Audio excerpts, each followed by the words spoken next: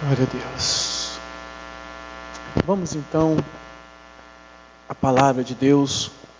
Eu convido os irmãos a abrirem suas Bíblias na segunda carta do apóstolo Paulo ao pastor Timóteo. 2 Timóteo, capítulo 1, a partir do verso 1. 2 Timóteo, capítulo 1, verso 1.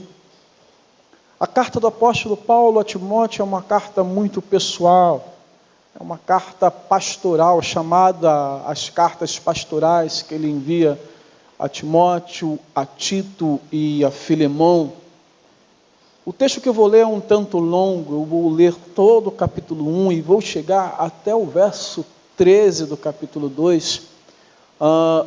Eu quero convidar os irmãos a se imaginarem em um gabinete com o apóstolo Paulo, ouvindo orientações, se colocarem no lugar de Timóteo, que está ouvindo as admoestações do seu tutor na fé. Não foi Paulo que ganhou Timóteo para Jesus, mas nós vamos ver que Paulo foi alguém que encaminhou Timóteo ao ministério. Então essa carta é uma carta realmente que tem um tom muito pessoal, mas da parte de Deus para abençoar a vida de Timóteo. Então, 2 Timóteo, capítulo 1, do verso 1, até o capítulo 2, verso 13. Aqueles que acharam, digam amém.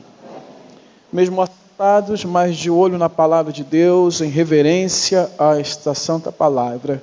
Está lendo, os irmãos acompanhando, que diz assim: Paulo, apóstolo de Cristo Jesus, pela vontade de Deus, conforme a promessa da vida em Cristo Jesus, ao amado filho Timóteo, que a graça, a misericórdia e a paz da parte de Deus, Pai de Cristo Jesus, nosso Senhor, estejam com você. Dou graças a Deus, a quem desde os meus antepassados sirvo com consciência limpa, porque sem cessar lembro de você nas minhas orações, noite e dia.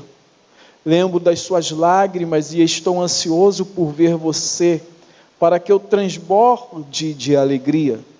Lembro da sua fé sem fingimento, a mesma que primeiramente habitou em sua avó Lóide e em sua mãe Eunice, e estou certo que habita também em você, Timóteo. Por esta razão, venho lembrar-lhe que reavive o dom de Deus que está em você, pela imposição das minhas mãos. Porque Deus não nos deu espírito de covardia, mas de poder, de amor e de moderação. Portanto, não se envergonhe do testemunho de nosso Senhor, nem do seu prisioneiro que sou eu. Pelo contrário, Timóteo, participe comigo dos sofrimentos a favor do Evangelho, segundo o poder de Deus que nos salvou e nos chamou com santa vocação, não segundo as nossas obras, mas conforme a sua própria determinação e graça, que nos foi dada em Cristo Jesus, antes dos tempos eternos, e manifestada agora pelo aparecimento de nosso Salvador Jesus Cristo. Ele não só destruiu a morte, como trouxe à luz a vida e a imortalidade mediante o Evangelho. Aleluia e glórias ao Senhor por isso. Para este Evangelho eu fui designado pregador, apóstolo e mestre, e por isso estou sofrendo estas coisas. Mas não me envergonho, porque sei em quem tenho crido, e estou certo que Ele é poderoso para guardar aquilo que me foi confiado até aquele dia. Mantenha o padrão das sãs palavras que de mim você ouviu, com fé e com o amor que há em Cristo Jesus, por meio do Espírito Santo que habita em nós. Guarde o bom tesouro que lhe foi confiado. Você já deve estar ciente de que todos da província da Ásia me abandonaram. Entre eles estão Fígelo e Hermógenes. Que o Senhor conceda misericórdia à casa de Onesíforo, porque muitas vezes me deu ânimo e nunca se envergonhou das minhas algemas. Pelo contrário, quando ele chegou a Roma, me procurou com persistência até me encontrar. O Senhor lhe conceda que naquele dia ache misericórdia da parte do Senhor. Você sabe melhor do que eu quantos serviços ele me prestou em Éfeso. Quanto a você, meu filho, fortifique-se na graça que há em Cristo Jesus. E o que você ouviu de mim na presença de muitas testemunhas, isso mesmo transmita a homens fiéis, idôneos para instruir a outros. Participe dos meus sofrimentos como bom soldado de Cristo Jesus. Nenhum soldado em serviço se envolve em negócio desta vida, porque o seu objetivo é agradar aquele que o recrutou. Igualmente, o atleta não é coroado se não competir segundo as regras. O lavrador que trabalha deve ser o primeiro a participar dos frutos. Pense bem no que acabo de dizer, porque o Senhor dará a você compreensão em todas as coisas.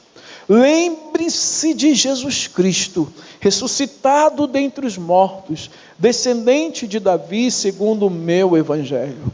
É por ele que estou sofrendo até algemas como malfeitor, mas a palavra de Deus não está algemada. Por esta razão, tudo suporto por causa dos eleitos, para que também eles obtenham a salvação que está em Cristo Jesus, com glória eterna. Fiel é esta palavra. Se já morremos com Ele, também viveremos com Ele. Se perseveramos, também com Ele reinaremos. Se o negamos, Ele, por sua vez, nos negará. Se somos infiéis, Ele permanece fiel, pois de maneira nenhuma pode negar a si mesmo. Que Deus abençoe a rica porção da sua palavra. Hoje eu quero falar com os irmãos sobre fidelidade. Vamos fechar os nossos olhos mais uma vez. Pai amado, mais uma vez com grande temor e o peso da responsabilidade de não falar nada de mim mesmo, eu me encontro aqui diante da tua igreja, e é por isso que eu peço que graça sobre graça esteja sobre a minha vida, que o Senhor venha purificar a minha mente, lábios e coração, para que a minha boca seja a boca do profeta nesse lugar, que eu seja um profeta nesse lugar, para falar da tua parte, não de mim mesmo. Ó Senhor, eu dependo totalmente do agir do teu Espírito Santo aqui. Então eu peço que o Senhor venha avivar a tua palavra em nossos corações, para a glória do teu nome, em nome de Jesus, e todos digam amém. Fidelidade. Esta é a segunda carta de Paulo enviada a esse jovem pastor Timóteo. Paulo, quando escreveu essa carta, ele já estava no final dos seus dias. Não sabemos exatamente quantos dias ou meses, mas ele estava ciente de que a sua partida desse mundo para estar com o Senhor já estava próxima. É por isso que é a Timóteo, nessa carta, que ele escreve um texto que os irmãos certamente já ouviram, já leram, e em alguns momentos, talvez alguns até aqui já sabem de cor, quando no capítulo 4, versículo 6, ele diz: quanto a mim, estou sendo já oferecido por libação, e o tempo da minha partida é chegado. E ele diz: combati o bom combate, completei a carreira, guardei a fé. Já agora a coroa da justiça me está guardada, a qual o Senhor, o reto juiz, me dará naquele dia, e não somente a mim, mas também a todos quanto amam a sua vinda. Por essas palavras, nós já podemos perceber que essa carta foi escrita próximo do martírio do apóstolo. E ele envia esta carta a Timóteo para estimular, acima de tudo, a fidelidade de Timóteo a Deus, a fidelidade a Cristo Jesus, a fidelidade à palavra, a fidelidade ao Evangelho. E por essa expressão de Paulo no capítulo 4, nós já podemos inverter um pouco a mensagem, o progresso na mensagem, e concluir aqui, já falar da conclusão, que concluímos aqui o seguinte, que no final de tudo, a única coisa que realmente vai importar é se permanecemos fiéis ou não. É se fomos fiéis ou infiéis. Nós estamos olhando aqui nesse texto, eu digo no capítulo 4, e na verdade em toda a carta, nós estamos olhando o espelho de alguém que tinha uma paz muito grande no seu coração. E essa paz era pelo seguinte, porque ele permaneceu fiel. Por isso ele diz: combati o bom combate, completei a carreira e guardei a fé. O que importa, o que vai importar no final de todas as coisas, de todos os tempos, de todas as décadas, de todas as eras, de todas as fases de nossa vida, o que vai importar é se permanecemos fiéis ou se fomos infiéis. E, por assim dizer, eu gostaria de convidar os irmãos a refletirem, a analisarem, a avaliarem, a analisarem a vida de alguns personagens que estão nesse texto. Nós temos alguns personagens, os irmãos podem ir acompanhando alguns versículos que eu vou estar chamando, por isso mantenha a sua Bíblia aberta. Em primeiro lugar, é claro, não poderíamos deixar de falar do apóstolo Paulo, que sempre foi um homem fiel.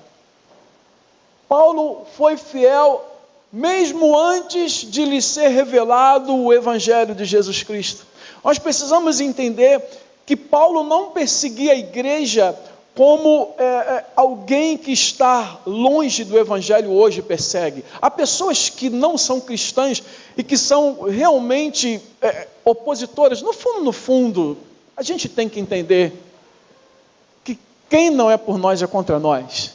Mas nós temos pessoas que são realmente opositoras e se levantam porque não creem no Evangelho, porque têm raiva de crente.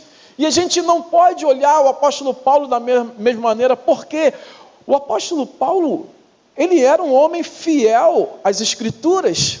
Ele era um homem fiel a Deus. E o que Paulo fazia quando ele perseguia a igreja de Cristo, ele entendia que ele estava agradando a Deus. Ele não entendia que ele estava indo contra Deus. Ele estava assim na ignorância, ele estava assim nas trevas, mas ele sempre foi um homem fiel a Deus. Ele era um fariseu. A gente sempre olha o fariseu, né, com um certo preconceito, mas quando a gente estuda e vê a origem do farisaísmo, os fariseus surgiram porque eles foram aqueles que preservaram a palavra de Deus. Quando o mundo grego estava tentando entrar no judaísmo e influenciar todo o judaísmo, os fariseus foram aqueles que se mantiveram fiéis à palavra de Deus. É claro que um tempo depois eles acabaram acrescentando algumas coisas que não deveriam acrescentar, eles começaram a interpretar de formas erradas e eles começaram a se colocar como os melhores, como os sábios, como que ninguém que fosse igual a ele. Tanto é que Jesus, quando ele vai ensinar sobre a oração, você lembra que Jesus fala que Jesus conta uma parábola de um fariseu e de um publicano, e ele fala que o fariseu orava de si para si mesmo, dizendo: obrigado, Senhor, porque eu não sou igual a esse publicano, eu jejuo 3 vezes por dia, eu faço orações, eu dou esmola, eu faço isso, eu faço aquilo. Então, na época de Jesus, já havia se corrompido os fariseus, mas nós precisamos olhar que eles eram homens que tentavam manter, que se esforçavam por manter a fidelidade na palavra de Deus, e Paulo era um fariseu, e ele era um homem que se destacava entre os da sua idade, e quando ele persegue a igreja de Cristo, ele pensa assim estar fazendo a vontade de Deus, e é por isso que nós devemos também nos alertar, e pensar se nós estamos realmente fazendo a vontade de Deus, amém, amém? Precisamos pensar, porque muitas vezes nós podemos achar que estamos fazendo o certo, mas no fundo, nós estamos fazendo o errado. Paulo perseguiu a igreja até que a luz do Evangelho do Senhor Jesus brilhou em sua vida, e nós sabemos que brilhou literalmente. O Senhor Jesus apareceu para ele, ele viu uma luz forte, que ele ficou cego com aquela luz, e foi quando Cristo apareceu a ele, ele entendeu que a única forma de realmente servir e agradar a Deus, não era através da sua própria justiça, mas da justiça que há em Cristo Jesus, na cruz do Calvário. Por isso ele foi um dos maiores pregadores da graça, por isso Paulo é chamado o apóstolo da graça, porque ele entendeu que não é por aquilo que ele faz, não é por aquilo que ele é, que ele vai ser aceito por Deus, mas ele vai ser aceito por Deus mediante a fé no sacrifício de Cristo na cruz do Calvário. E uma vez que Paulo encontra Cristo, ele começa essa nova carreira, a carreira no Evangelho, a carreira de pregar o Evangelho, porque ele foi chamado para pregar o Evangelho. Vamos ler aqui o versículo 8 ou até o versículo 10, que diz assim: portanto, não se envergonhe do testemunho de nosso Senhor, nem do seu prisioneiro que sou eu, pelo contrário, participe comigo dos sofrimentos a favor do Evangelho, segundo o poder de Deus que nos salvou e nos chamou com santa vocação, não segundo as nossas obras, mas conforme a sua própria determinação e graça que nos foi dada em Cristo Jesus, antes dos tempos eternos e manifestada agora pelo aparecimento de nosso Salvador Jesus Cristo. Ele não só destruiu a morte, como trouxe o quê? Luz, a vida e a imortalidade mediante o Evangelho. Uma coisa nós não podemos negar, que antes de Cristo, mesmo tentando ser fiel a Deus, mesmo tentando fazer a vontade de Deus, o apóstolo estava em trevas. Assim como nós também, antes de Cristo, estamos em trevas, mas graças a Deus que a luz do Evangelho brilhou em nossas vidas. A pessoa sem Cristo, ela está cega, ela está na escuridão, ela está perdida, ela anda e não sabe onde está andando, ela pensa que está no caminho certo, ela pensa que está fazendo coisa certa, mas ela mesma não sabe. E nós precisamos louvar a Deus, porque a luz do Evangelho brilhou em nossas vidas e em nossos corações. E nós podemos hoje honrar e servir ao Senhor. E é esse Evangelho que Paulo prega, e por causa desse Evangelho que Paulo estava preso, inclusive preso quando ele escreveu essa carta, provavelmente bem acertadamente de que essa carta foi escrita já na segunda prisão de Paulo, porque ele ficou 2 anos preso, foi solto e depois foi preso antes de ser decapitado. Paulo estava preso, mas ele não estava preso por ter sonegado impostos. Ele não estava preso porque pegaram ele com uma mala cheia de dinheiro. Ele não estava preso por corrupção. Ele não estava preso por dívidas. Ele estava preso porque ele era fiel à mensagem do Evangelho de Cristo Jesus. Vinha o que tivesse que vir, ele pregava o Evangelho. Aonde ele chegava, ele pregava Cristo crucificado e ressuscitado entre os mortos. Aonde ele pregava, ele chegava e declarava que Jesus Cristo é Senhor. E por causa desse Evangelho, ele estava em algemas, sendo tratado como um malfeitor. Veja no versículo 8 do capítulo 2, ele diz o seguinte a Timóteo: lembre-se de Jesus Cristo. Lembra-te de Jesus Cristo ressuscitado dentre os mortos, descendente de Davi, segundo o meu Evangelho. É por ele que estou sofrendo até algemas como malfeitor. Mas a palavra de Deus não está algemada. Ele estava preso e mesmo na cadeia Paulo pregava o Evangelho. Aonde quer que ele estava, ele pregava o evangelho, ele amava tanto esse evangelho, que aqui nesse texto ele fala, segundo o meu evangelho, porque o evangelho estava nas entranhas do apóstolo Paulo. E amados, não foi poucas vezes que Paulo poderia ter abandonado este evangelho, diante de tantas lutas, de tantos sofrimentos que ele passou, de tantas abnegações, de tantas renúncias que ele teve que fazer, mas ele permaneceu fiel. Aonde ele ia, ele era perseguido. Alguns lugares ele era apedrejado. Teve um lugar que ele foi apedrejado e quase se deu como morto. Quando ele chega em Jerusalém, ele logo, no primeiro dia que chega no templo, ele fica preso por 2 anos, de Jerusalém ele vai para Cesareia. Nós expomos aqui o livro de Atos e vimos que a vida do apóstolo não foi uma vida fácil, mas ele permaneceu fiel. E é assim que ele está, é dessa forma que ele está enviando essa carta ao seu tutoriado, né, a Timóteo, para estimular Timóteo a mesma fidelidade que ele tinha, a mesma fidelidade de Onesíforo. Veja aqui no versículo 15. Você já deve estar ciente de que todos da província me abandonaram.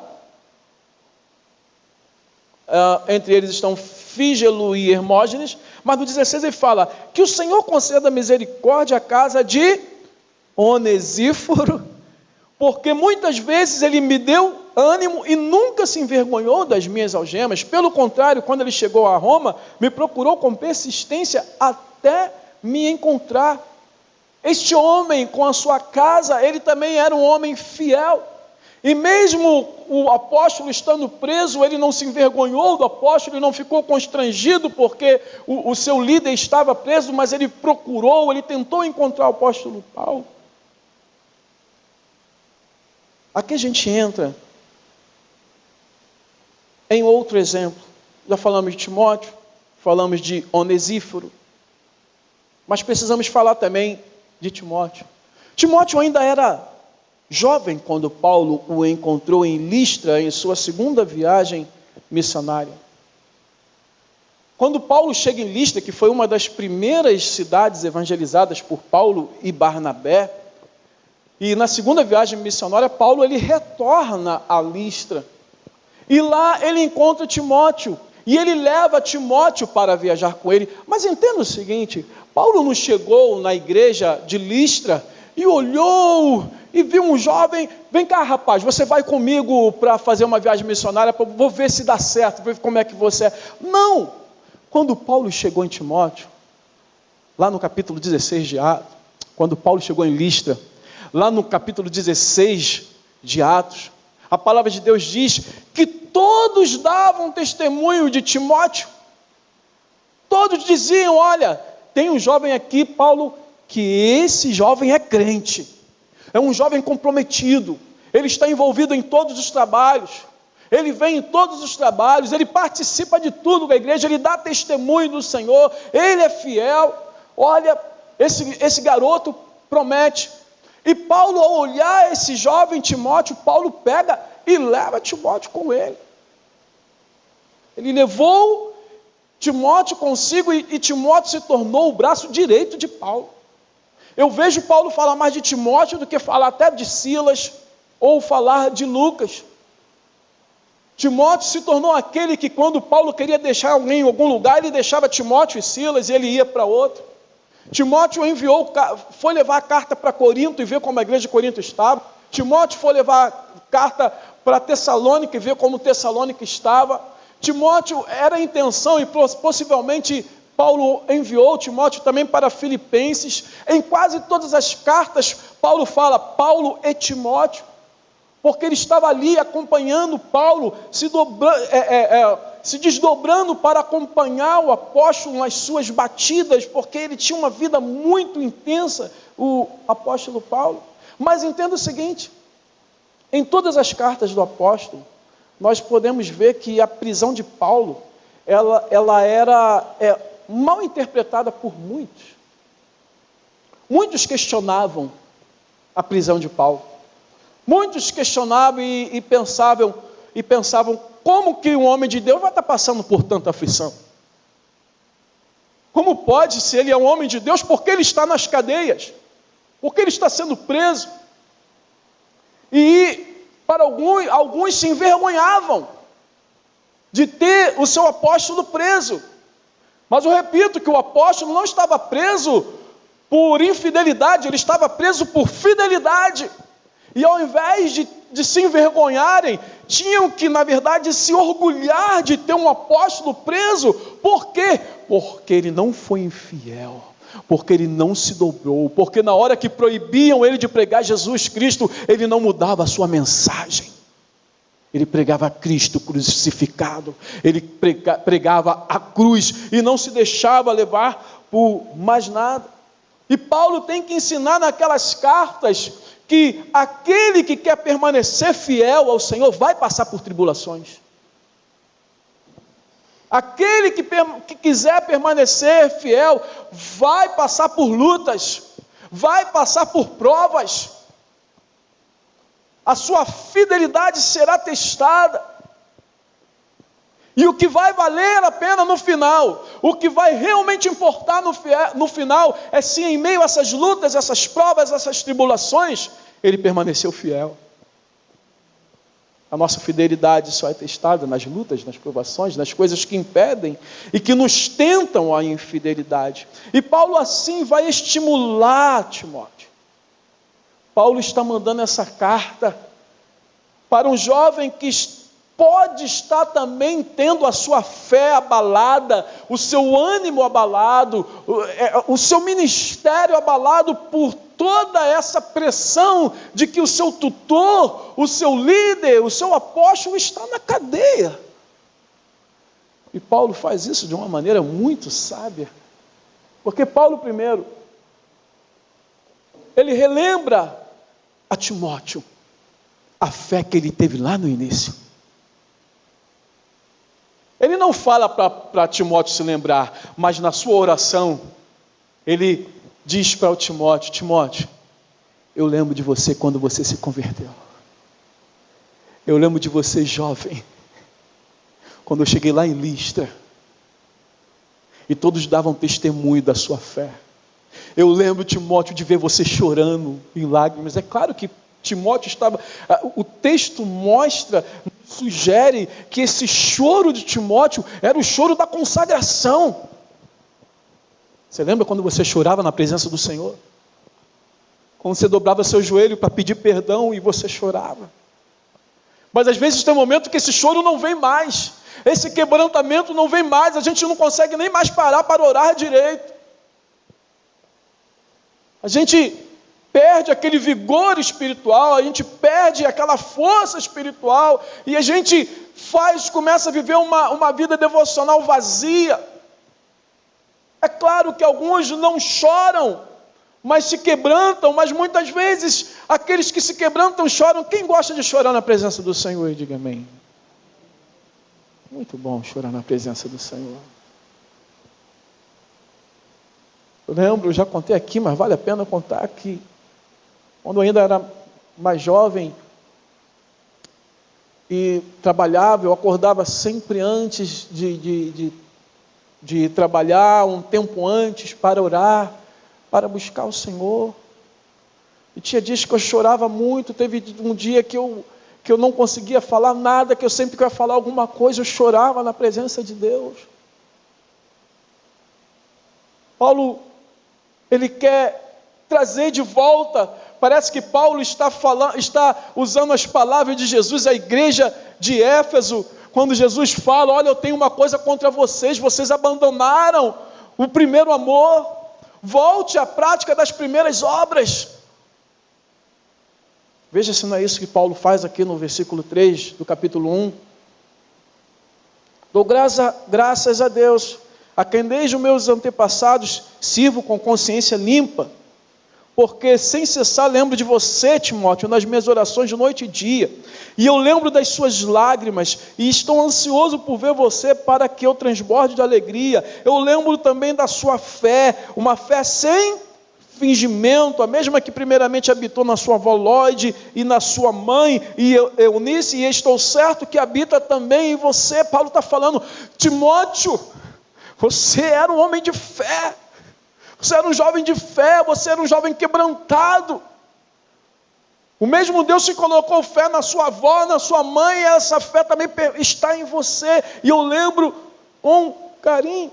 E Paulo ainda exorta Timóteo a reavivar, a reacender o dom de Deus que estava nele. Veja no versículo 6. Por esta razão, venho lembrar-lhe que reavive o dom de Deus que está em você pela imposição das minhas mãos. Eu acho interessante como Paulo coloca em Timóteo a responsabilidade de reavivar algo que ele recebeu de Deus. É algo para nós analisarmos, porque, amados, só Deus pode nos avivar. Só Ele pode avivar a nossa casa, só Ele pode avivar essa igreja, só Ele pode avivar os nossos filhos e as nossas crianças. É uma prerrogativa dele. Não adianta nós fazermos nada, porque sem Ele nada podemos fazer. Mas esse texto nos ensina que há uma parte que cabe a nós. Lembrar de quando éramos usados por Deus. Lembrar aquele dia que o chamado ardeu no nosso coração, e nós pregávamos, nós dávamos aula, nós cantávamos, nós testemunhávamos, nós evangelizávamos, nós estávamos fervorosos, porque sendo imposta a mão, é claro que aqui Paulo está falando da ordenação ao ministério, ou a imposição de mão, mas nós podemos trazer isso para todos nós, porque é um momento em nossas vidas que nós ardemos mais o nosso coração para servir ao Senhor. E Paulo está falando para Timóteo: Timóteo, reaviva isso dentro de você. Você precisa acordar, você precisa reavivar isso dentro de você. Esse dom que foi colocado, que está sobre você, ele já está em ti, foi colocado sob a imposição das minhas mãos. Tem um dom de Deus dentro de você, meu irmão. Tem um dom de você dentro da minha irmã. Dentro de você, minha irmã. Que nós precisamos reavivar, reacender. Precisamos voltar a esse primeiro amor, de querer se envolver, de querer realmente se colocar diante do Senhor. E Paulo estimula a Timóteo também a permanecer fiel à sã doutrina e guardar o bom tesouro que nos foi confiado. Veja aqui no versículo 13 do capítulo 1.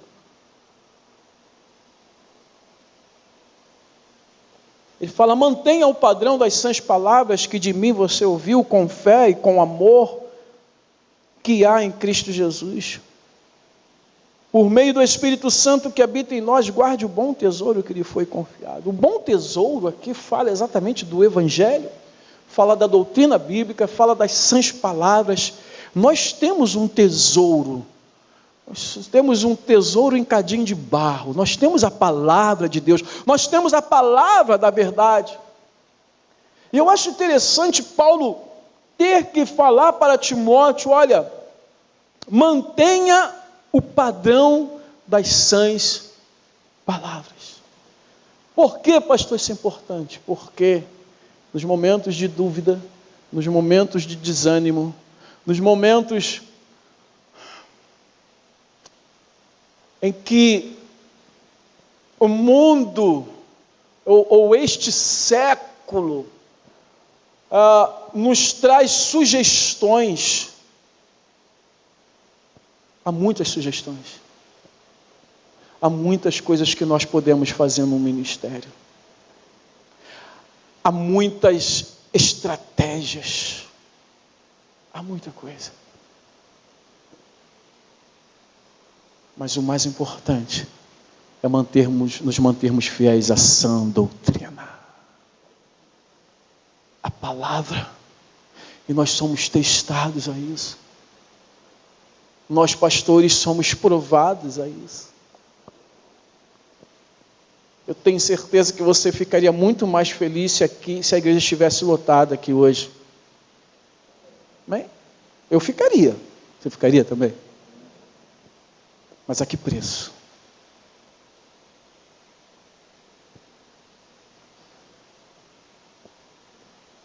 Mantenha-se fiel a essa doutrina, Timóteo. Mantenha-se fiel a essa doutrina, pastor Jeremias. Não desanime. Fidelidade é tudo. Paulo, no capítulo 2, verso 1 ao 8, ele dá outros vários conselhos a Timóteo. Se você quiser ir acompanhando, eu não vou ler, mas se você quiser ir acompanhando e achando aí o que eu estou falando, Paulo fala para Timóteo: Timóteo, se fortifica na graça, se fortaleça na graça. Paulo sabia que Timóteo precisava de graça, porque o próprio apóstolo, ele fala aos coríntios: olha, eu sou o menor dos apóstolos, mas eu trabalhei mais do que todos eles, todavia não eu, mas a graça do Senhor comigo. E ele fala: Timóteo, se fortifica na graça. Timóteo chama homens fiéis, que pensam como nós pensamos, que queiram permanecer com a mesma visão de preservar a sã doutrina, de pregar Jesus Cristo. Chamam homens fiéis para que esses homens possam instruir aos outros, ou seja, uma orientação para Timóteo fazer líderes, fazer discípulos, fazer mestres. Paulo fala: participa dos meus sofrimentos. E é interessante, aqui eu abro um parênteses para dizer que esse conselho eu tenho certeza que Timóteo ele seguiu, porque no capítulo 13 de Hebreus, o autor de Hebreus, ele manda uma informação à igreja. A informação era que Timóteo havia sido solto. Se Timóteo havia sido solto, é porque ele foi preso, e se ele foi preso, é porque ele permaneceu fiel ao Evangelho e foi preso por causa do Evangelho. Paulo continua dizendo para que Timóteo não se envolvesse com outros negócios que lhe roubem o objetivo. Quando Paulo fala, olha, um soldado, quando ele entra na batalha, ele não se envolve com outros negócios. Existe uma lei para nós militares, agora não, já estou na reserva, mas existe uma lei: enquanto eu estiver servindo, eu não posso trabalhar em outro lugar, pelo menos de carteira assinada, não.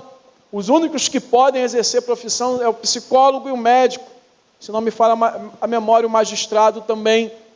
Mas um soldado, ele não pode se envolver com as outras coisas, e Paulo fala a mesma coisa para Timóteo, e nós podemos entender que o que Paulo está dizendo não era que para Timóteo não trabalhar, mas para ele não se envolver com coisas que lhe tirem o objetivo, porque muitas vezes acontece que nós estamos nos empenhando na casa de Deus, nos empenhando na obra do Senhor, mas aparecem coisas que tiram o nosso foco, que tiram o nosso objetivo.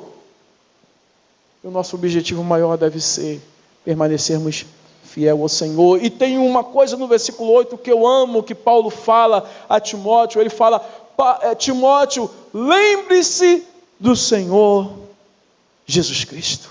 Lembre-se de Jesus Cristo, ressuscitado dentre os mortos, descendente de Davi, segundo o meu Evangelho. Ou seja, não se esqueça de Cristo. Diga para o seu irmão: não se esqueça de Jesus.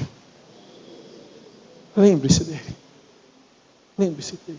Em tudo que você for fazer, em todas as suas decisões, em todos os momentos, lembre-se de que você tem o Senhor, que te fez, que te salvou, e que reina soberano, e Ele é Senhor da sua vida, e que nós devemos a Ele uma satisfação em tudo aquilo que fazemos, tudo aquilo que escolhemos, em toda a nossa vida. É isso que o apóstolo Paulo está falando para Timóteo. Timóteo, não se envergonhe. No versículo 8, ele fala para Timóteo, no capítulo 1, versículo 8: portanto, não se envergonhe do testemunho do Senhor, nem do seu prisioneiro. Paulo, não tenha vergonha de mim, muito pelo contrário. Continue, avance, permaneça fiel. Não faça como outros fizeram. E aqui a gente analisa essas outras pessoas. Capítulo 2, no capítulo 1, quer dizer, versículo 15, o apóstolo fala o quê? Você já deve estar ciente de que todos os da província da Ásia me abandonaram. Entre eles estão Fígelo e Hermógenes. O abandono aqui é o contrário da fidelidade. E nós precisamos entender que quando esses homens abandonaram o apóstolo, eles não estavam abandonando apenas o apóstolo. Eles estavam abandonando o evangelho, porque o apóstolo, aqueles que estavam com Paulo, eles estavam permanecendo fiéis no evangelho. E quando Paulo fala desse abandono, está falando desses homens que realmente deixaram ele. Paulo não cita apenas esses dois homens, Fígelo e Hermógenes. No capítulo 4, eu peço que você abra lá comigo, capítulo 4 de 2 Timóteo mesmo. Ele diz o seguinte: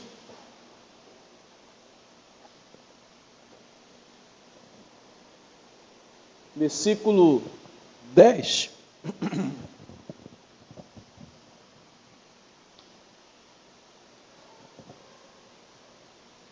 Estamos aí, amém? Versículo 10, ele fala o quê? Leiam para mim, por favor. Porque Demas, tendo amado o quê? O presente século, me abandonou e foi para Tessalônica. Somente até aí. Todos da província da Ásia abandonaram. Aqueles dois nomes difíceis abandonaram. E veja como que o abandono ali, não está falando apenas do abandono abandono do apóstolo. Porque Demas, ele amou esse presente século. É interessante a gente entender isso aqui, esse versículo.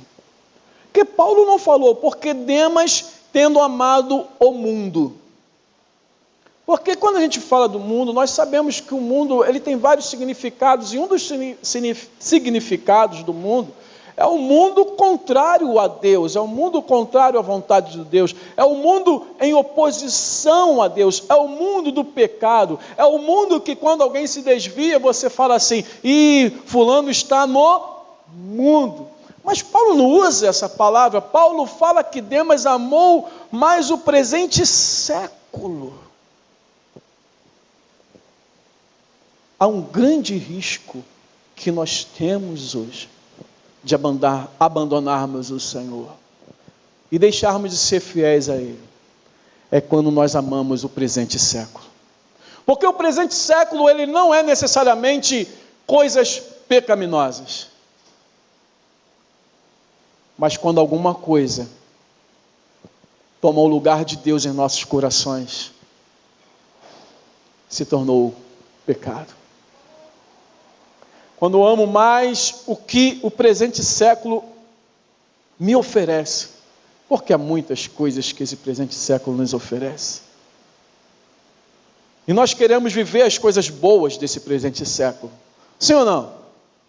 Claro que queremos, eu também quero. Nós queremos viajar, nós queremos ter os melhores aparelhos, nós queremos ter a melhor casa, nós queremos ter o melhor carro, nós queremos ter o melhor tudo, e eu não estou dizendo que isso é errado, que você não deva querer. Mas o problema é quando nós amamos mais isso do que a Deus. O problema de Demas foi exatamente que ele, tendo amado o presente século, ele abandonou. Paulo cita também, no versículo 14, Alexandre, o ferreiro, me causou muitos males, o Senhor dará retribuição de tudo com o que ele fez. E ele fala para Timóteo, tome cuidado com ele, porque ele resistiu fortemente às minhas palavras. No versículo 16, Paulo ainda fala o seguinte, na minha defesa, ninguém foi a meu favor, todos me abandonaram. Veja, amados, e eu já estou chegando até ao final. Veja que nesse texto nós temos 3 exemplos de fidelidade. Nós temos aquele que permanece fiel. O apóstolo Paulo permaneceu fiel. Onesíforo permaneceu fiel ao apóstolo, porque também estava sendo fiel a Deus. Nós estamos vendo um homem de Deus. Timóteo era um homem de Deus, é um grande exemplo de homem de Deus, mas que nessa carta está precisando ser admoestado, porque até homens de Deus precisam ser admoestados. Até homens, quando eu falo homem de Deus, é homens que na nossa perspectiva, fulano é um homem de Deus, é usado por Deus, é um grande homem e tal. Até esses precisam ser admoestados, até esses passam por momentos que precisam de alguém que chegue e o coloque para cima, que desperte a ele, que mostre para ele que ele está retrocedendo.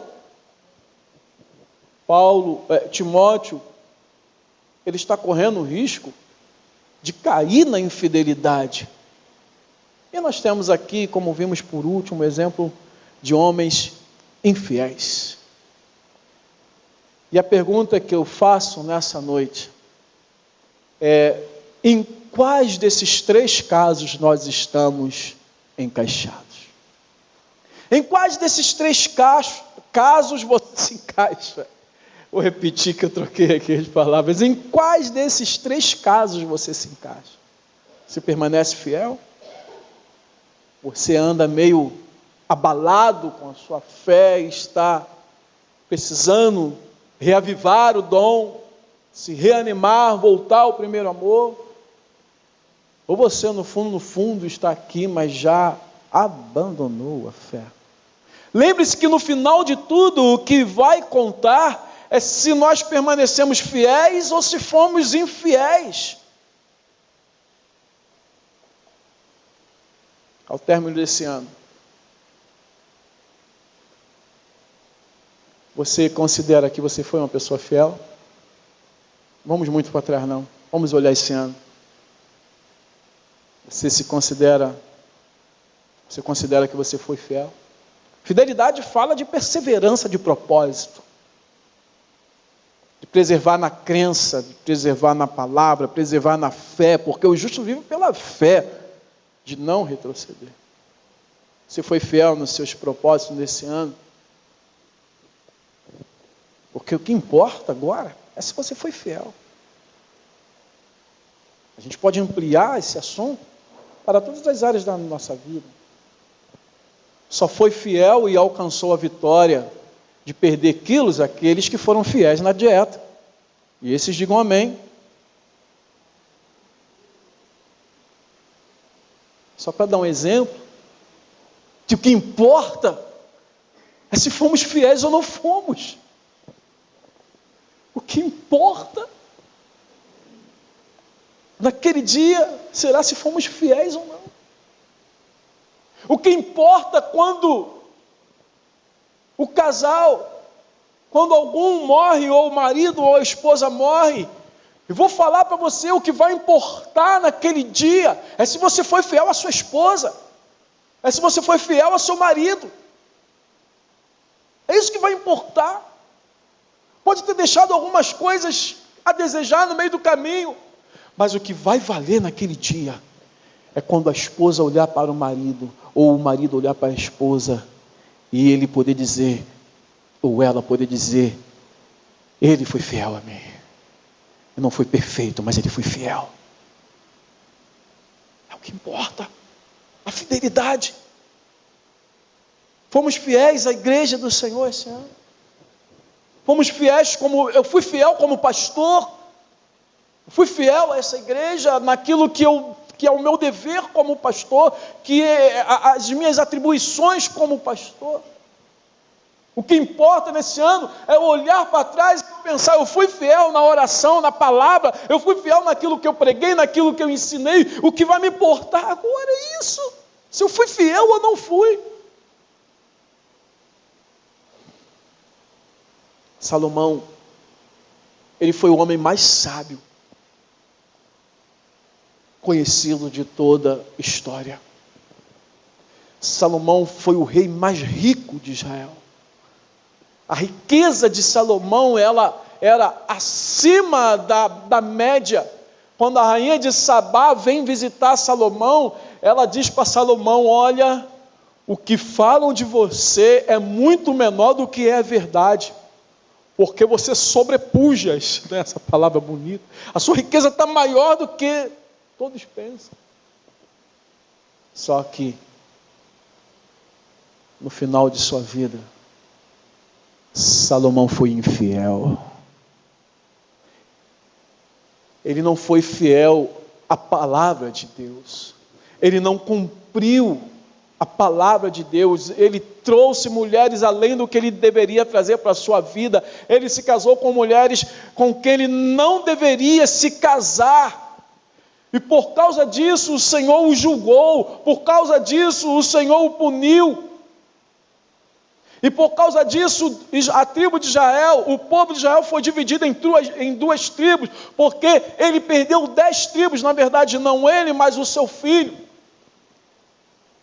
E só não perdeu a descendência do trono, Salomão só não perdeu a descendência do trono, porque embora ele tenha sido infiel, Deus é fiel.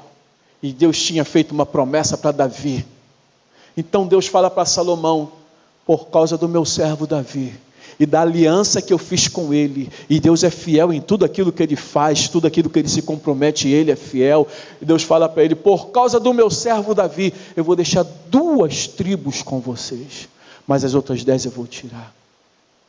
Talvez seja por isso que Salomão, no capítulo 7, versículo 8 de Eclesiastes, ou 8, versículo 7, Salomão fala assim, melhor é o final do que o princípio das coisas. Ele está querendo dizer que o importante não é como você começa, mas é como você termina. Se você começou e terminou e foi fiel até o fim. Hoje estamos aqui, amados, para encerrar esse culto, para fazermos 2 coisas. A primeira delas é questionar a nossa fidelidade. Sim. Você deve questionar. Eu preciso questionar. Estou sendo fiel?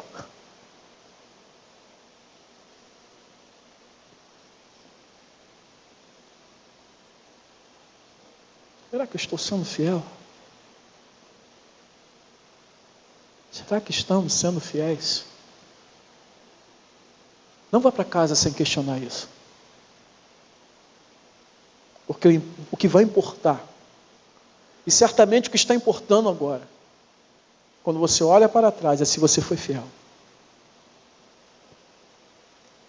Mas nós estamos também aqui, além de questionar a nossa fidelidade, nós estamos aqui para glorificar a fidelidade do nosso Deus. Porque Paulo encerra não a carta, mas esse bloco, dizendo o seguinte, no versículo 11, 12 e 13. Fiel é esta palavra. Se já morremos com ele, também viveremos com ele. Se perseveramos, também com ele reinaremos. Se o negamos, ele por sua vez nos negará. Juntos, se somos infiéis, ele permanece fiel, pois de maneira nenhuma pode negar a si mesmo. Eu não sei se você foi fiel, mas certamente, homens e mulheres falhos que somos, em alguns ou vários momentos, nós fomos infiéis. Mas nós estamos aqui por causa da fidelidade de Deus. Porque Ele não pode negar a si mesmo. A fidelidade de Deus é um atributo. A fidelidade é um atributo divino. O que é um atributo? O atributo não é uma característica. Porque se a gente falar que Deus tem uma característica, a gente corre o risco de pensar que Deus tem características ruins, mas Ele é santo, santo, santo. O atributo é até mais do que um adjetivo, do que uma qualidade. Atributo é algo que pertence a Deus, que está na sua natureza. Ele é é fiel em si mesmo, ele não pode negar aquilo que ele é. Ele é fiel a tudo aquilo que ele promete. Ele é fiel a todos os seus outros atributos, como por exemplo, o da misericórdia. Por isso que se alguém clama misericórdia, alguém pede perdão, Deus não pode negar o perdão, Ele não nega porque o perdão está nele, a misericórdia está nele.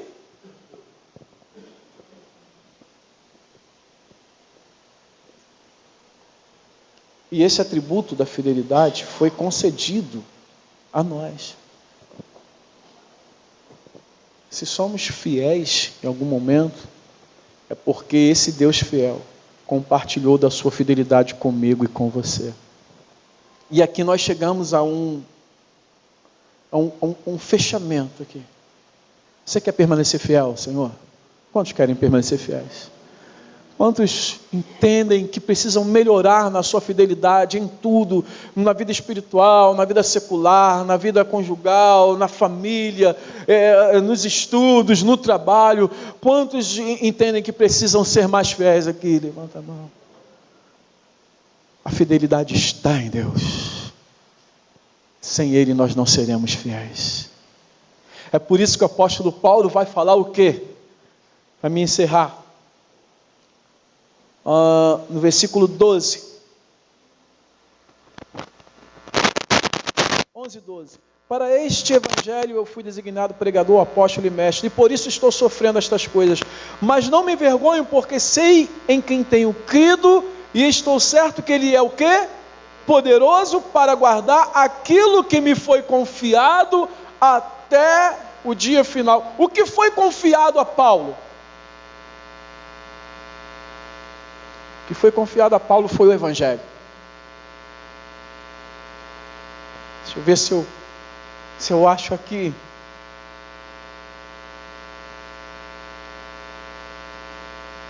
Aqui, versículo 9.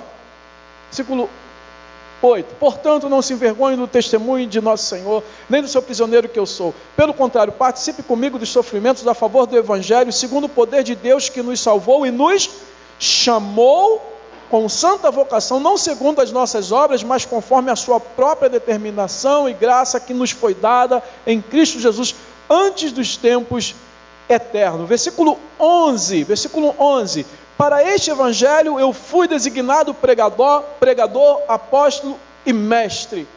Não precisa nem ter ido tão longe. Entenda, Deus confiou o evangelho a Paulo. Em outro versículo, se não me fala, na primeira carta a Timóteo, Paulo fala a Timóteo: olha, graças a Deus que nos confiou, que nos achou digno de pregar o Evangelho. Deus confiou esse Evangelho a Paulo, e Paulo está falando o seguinte, que ele acredita que esse Deus é poderoso para guardar o depósito que foi confiado a ele mesmo. Ou seja, quer ser fiel? Dependa de Deus para ser fiel, para te manter em pé. Porque somente Ele é fiel. Ele é a fidelidade. E Ele é aquele que pode nos guardar. Guardar a nossa fé. Guardar o nosso depósito. Nos guardar na sua presença. Até o dia final.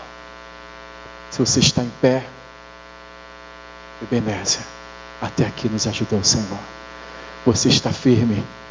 Glorifique ao Senhor e não a si mesmo. Se você é fiel, permaneça fiel. E creia que é Ele que te capacita a permanecer fiel na presença dEle. Se você está se achando infiel, fala para Ele: Senhor, me perdoa e me ajuda, porque eu quero ser fiel ao Senhor. E que Ele os abençoe rica e abundantemente, e avive essa palavra em nossos corações. Amém? Vamos fechar nossos olhos.